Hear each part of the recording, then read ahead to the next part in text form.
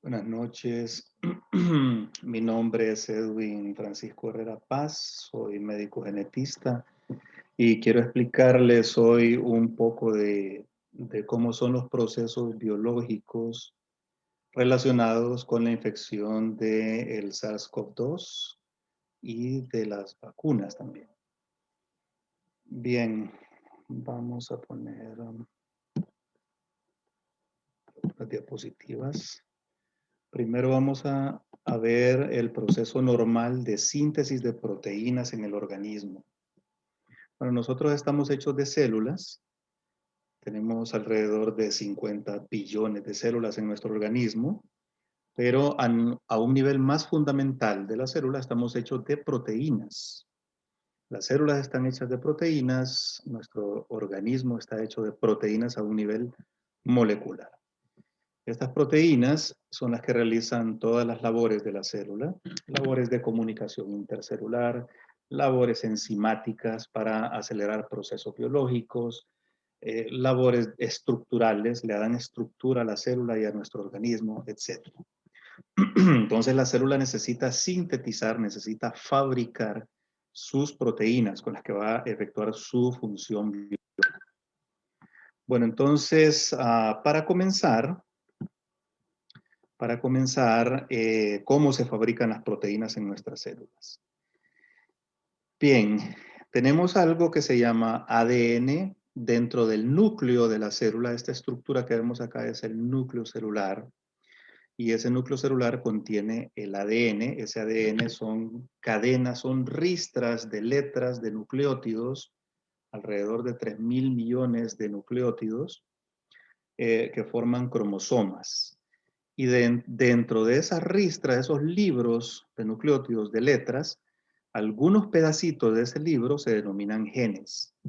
¿Qué son los genes? Los genes son como los planos que utiliza la célula para fabricar sus proteínas. O sea, si una proteína determinada es una casa, una proteína con cierta estructura y forma que le da su función, es una casa, entonces un gen sería los planos para fabricar esa casa. Esos genes están aquí, todos están aquí, son alrededor de 20.000 genes que tenemos los seres humanos y están aquí dentro de este ADN. Pero el ADN no puede salir del núcleo celular, son moléculas demasiado grandes. O sea, el ADN es como un centro de información de la célula. Ahí está contenida toda la información para fabricar todas las proteínas.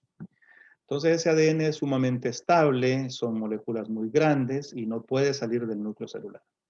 ¿Cómo hace entonces? Porque las proteínas son fabricadas aquí afuera, afuera del núcleo celular, o sea, dentro de la célula, en lo que se llama el citoplasma. Ahí son fabricadas las proteínas. Entonces, ¿cómo hace para salir la información de aquí, del núcleo celular, hacia el citoplasma? Lo hace por medio de unas moléculas que se denominan ARN mensajeros.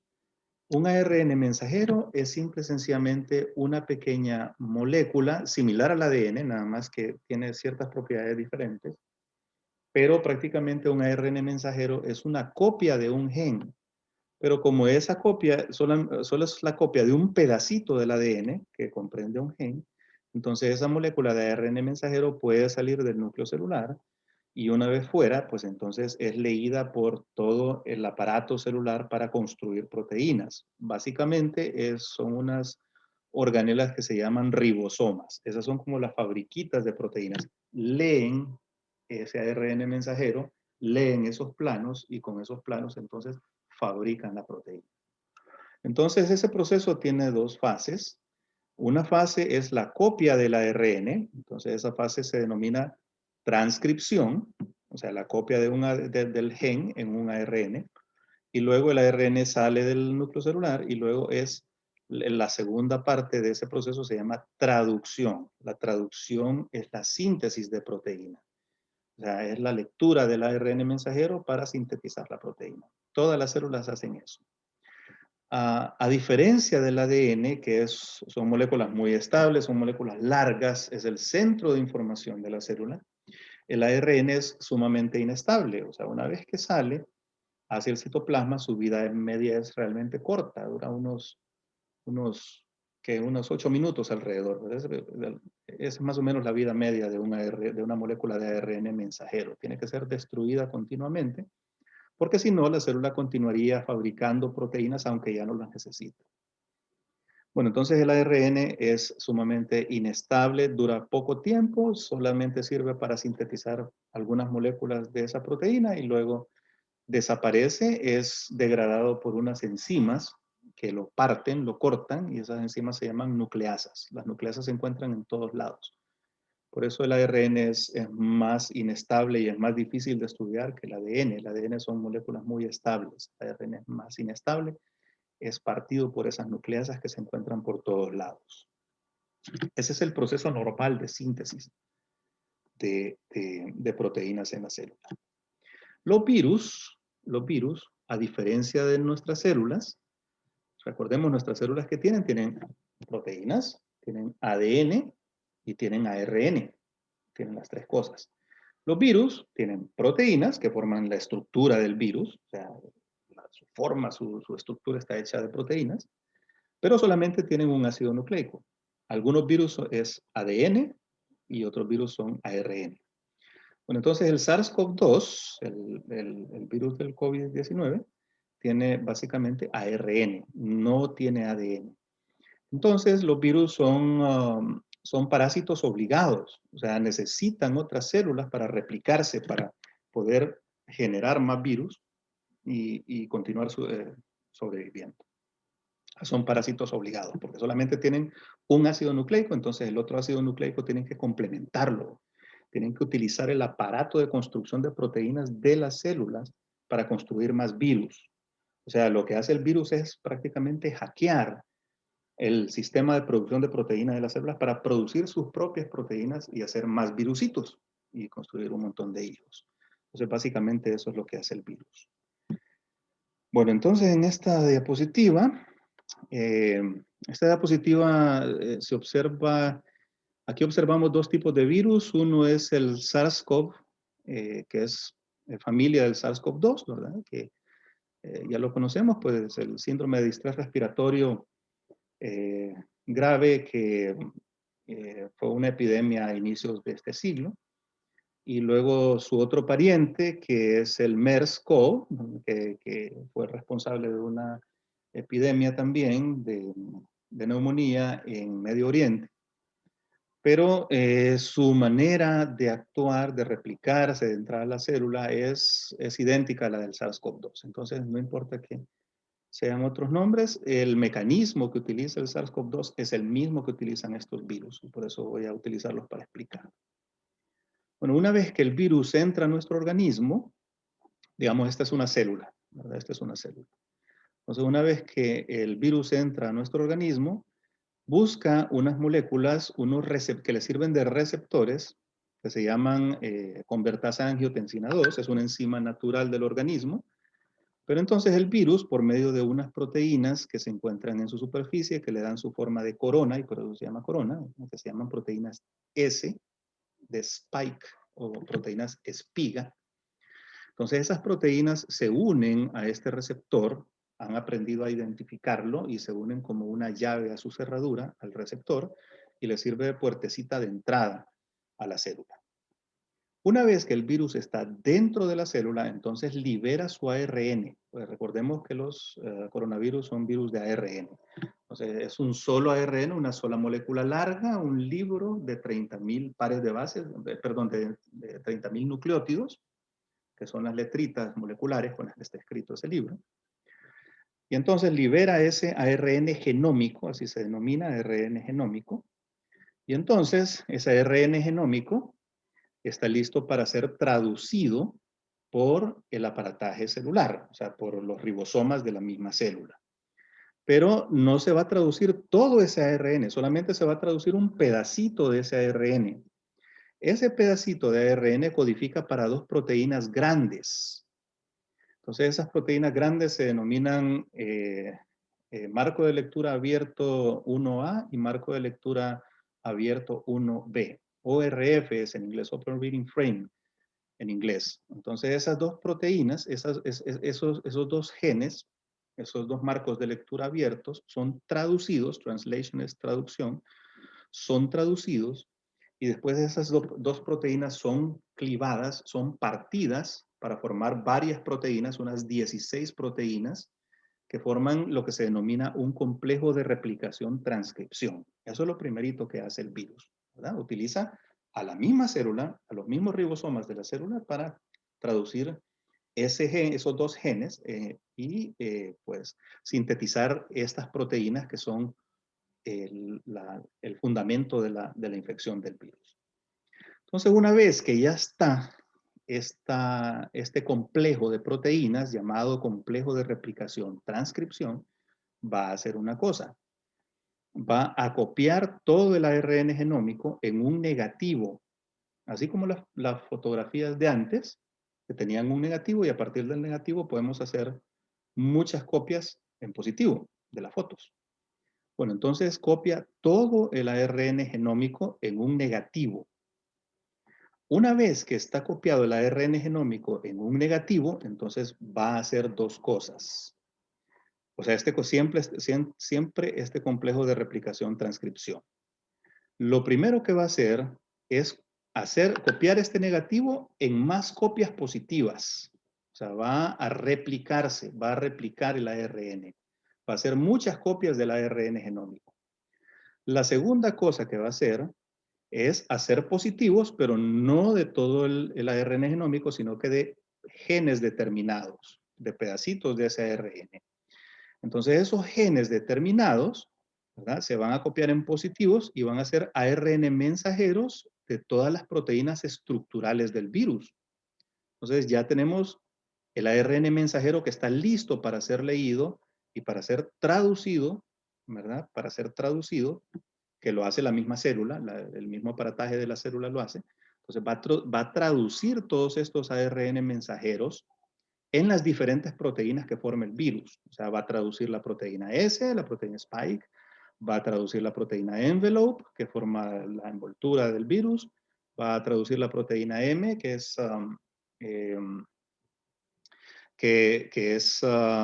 es una de las proteínas estructurales, y la N, que es la proteína nuclear. Y todas estas proteínas las va a traducir y luego esas proteínas van a entrar a una organela de la célula, que es parte de la misma célula, que se denomina retículo endoplásmico. Y entonces ahí van a sufrir modificaciones y luego van a pasar a otra organela de la misma célula, que se llama aparato de Golgi. Y en el aparato de Golgi se van a ensamblar todas esas proteínas y se van a unir a este ARN que fue sintetizado, a estas copias de ARN genómico, y se van a ensamblar los nuevos virus. Y esos nuevos virus pues ya están listos para salir de la célula, para ser liberados de la célula. Y entonces con un virusito esto se reproduce muchas veces y se generan muchos virus.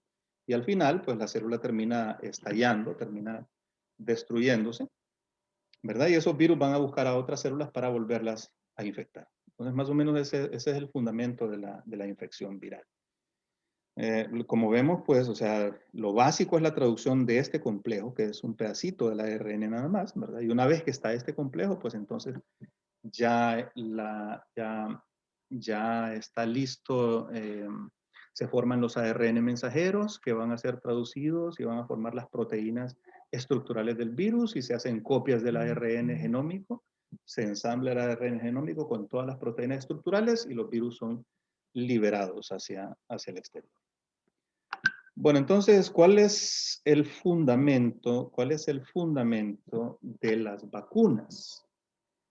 Bueno, entonces, vamos a ver, hay dos tipos de vacunas hasta el momento, son las más próximas. Las vacunas basadas en ARN y las vacunas basadas en lo que se denomina un vector viral. Las vacunas de ARN, como la de Moderna y la de Pfizer, lo que se hace es que se toma el ARN del virus, pero no todo el ARN genómico, no todo este ARN se va a tomar, solamente van a tomar el ARN correspondiente a la proteína S, que es un pedacito del genoma del virus, solamente ese. Se va a empaquetar en vesículas de lípidos, y eso le va a permitir entrar a las células, ¿verdad? Porque necesitamos alguna manera de que ese ARN entre a las células. Entonces eso va a permitir que entre a ciertas células, o sea, se pone la vacuna en el hombro Y entonces entran al torrente sanguíneo todos esos ARN empaquetados que van a ser captados por diferentes células del organismo.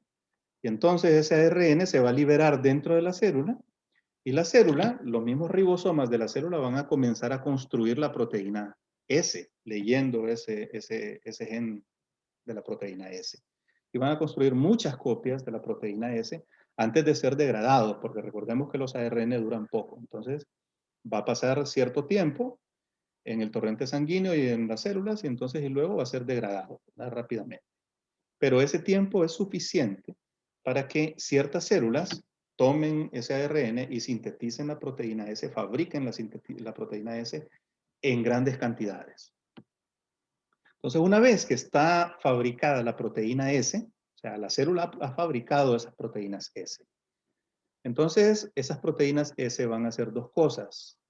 Van a activar dos tipos de sistema inmune. Uno que se denomina sistema inmune celular y el otro que se denomina sistema inmune humoral.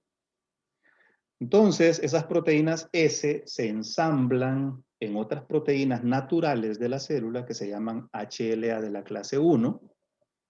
Se van a ensamblar, y entonces van a ser exportadas, o sea, se van a ensamblar aquí en el aparato de Golgi, y esas HLA de la clase 1, portando la proteína S, van a ser exportadas hacia la membrana celular, y van a mostrar la proteína S en la superficie para activar al sistema inmune, específicamente a unas células llamadas linfocitos TCD8.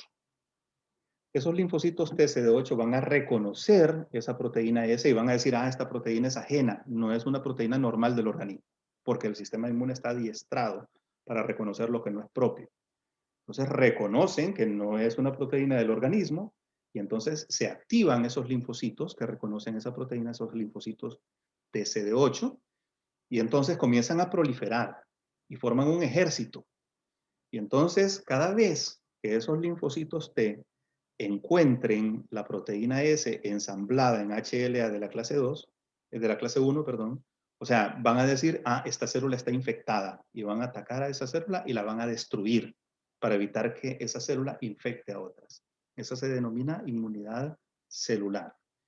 Luego, muchos de esas proteínas S van a salir de la célula, van a ser exportadas hacia afuera de la célula en vesículas, y entonces van a ser reconocidas por otro tipo de células que son los linfocitos B. Una vez que un linfocito B reconoce a la proteína S, entonces ese linfocito B comienza a formar un ejército de linfocitos que reconocen a esa proteína S y van a comenzar a formar anticuerpos. Eso es lo que se denomina inmunidad humoral. Entonces va a formar muchos anticuerpos. Esos anticuerpos van a estar dirigidos hacia la proteína S, de tal manera que cuando entre el virus de verdad, entonces esos anticuerpos van a atacar a la proteína S, se van a pegar a la proteína S y van a neutralizar al virus. No van a dejar que entre, o sea, que se una al receptor ECA2. Y entonces así se elimina la infección. Bueno, entonces ese es a grandes rasgos, o sea, no estoy explicando detalles, estoy explicando a grandes rasgos cómo la vacuna actúa activando los dos tipos de inmunidad, la inmunidad celular y la inmunidad humoral.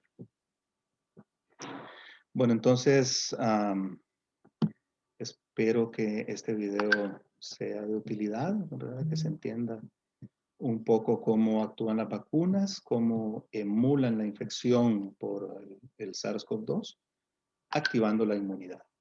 Y eso que se dice de que va a alterar a nuestro genoma, eso no es cierto. O sea, no altera nuestro genoma. En primer lugar, porque no es un ADN que se vaya a recombinar con nuestro ADN y se vaya a insertar en las células como ADN. Es un ARN, ya vimos que el ARN dura poco tiempo. Para que el ARN pueda alterar nuestro ADN, necesita de una enzima que se llama transcriptasa de reverso. Esas enzimas son producidas por otros virus, el virus del VIH, por ejemplo. Entonces, el virus del VIH es un virus ARN también, pero utiliza otro mecanismo. Lo que hace es que copia ese ARN en un ADN, o sea, todo lo inverso, hace una transcripción reversa. en un ADN, y ese ADN lo incorpora en nuestras células, y entonces ese ADN comienza a producir ARN mensajero. Esto no lo hacen estos virus, ¿verdad? Y el mecanismo que utiliza la vacuna, pues no tiene nada que ver con la retrotranscripción. Aunque podría ocurrir retrotranscripción, son eventos tan improbables que no los tomamos en cuenta, ¿verdad? Y aún que hubiera retrotranscripción y se insertara ese fragmento de proteína S en nuestro genoma, es improbable que le cause daño a la célula. Y si le causara daño a la célula, son tan pocas células las que las que van a estar involucradas, una célula tal vez, que es bien difícil que esa célula tenga alguna repercusión en nuestro organismo. Entonces, ese es un temor infundado, no, o sea, no tiene fundamento, ¿verdad? O sea, no nos altera el ADN. Espero que haya sido o que sea de utilidad esta explicación para que pues, la gente no tenga tanto miedo a las vacunas.